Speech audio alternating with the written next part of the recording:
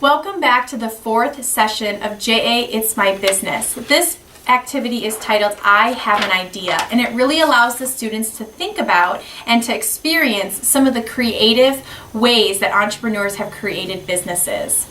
This activity is going to allow you the opportunity to do an auction that the students can get to be part of. So after you kind of introduce the concepts and the ideas to the students using the prompting questions found in your side margins, you're going to jump into an auction, a class auction. What you'll notice is that each student needs a set of $1,000 bills. There are 10 of them, so there are a total of $10,000 that each student's going to get.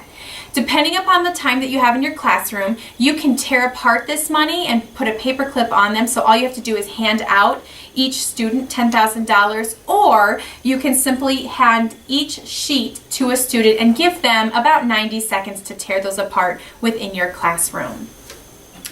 Then what you're going to do is you are going to use these auction cards to allow the students to place bids. And again, the students may or may not be familiar with what an auction is. So spend just a little bit of time sharing what an auction is, what the role of an auctioneer is, and the whole idea of what a bid means and the responsibility of that highest bidder.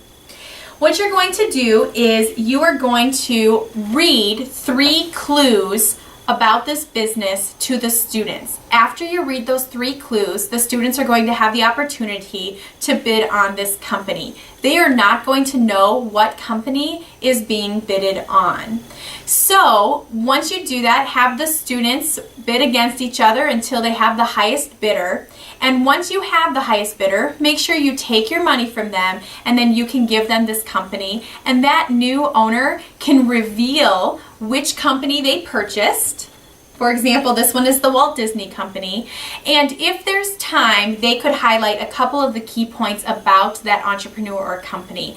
Again, that could take a lot of time, so you might want to abbreviate that, or you might want to take a look at it beforehand and share a few of your key highlights to the students instead of having that new business owner do it.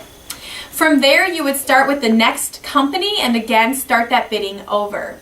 A couple of the things you should consider is that sometimes the students will intrinsically decide to team up with one another so that they can get a higher bidder. And this is a great way to integrate the concepts of a sole proprietor with having one owner, turning into a partnership with 2 owners, and then eventually, if you have a whole bunch, you can create a corporation. That's just an extra element that you can add into the curriculum if your students choose to start teaming up so that they can have a higher bidder.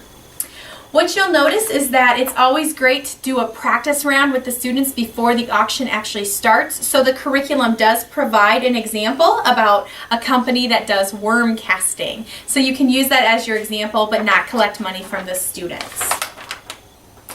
Finally, once all of the businesses are auctioned off, you'll notice there are only 10 of them. So if you have a class larger than 10, not every student is going to be able to get a company.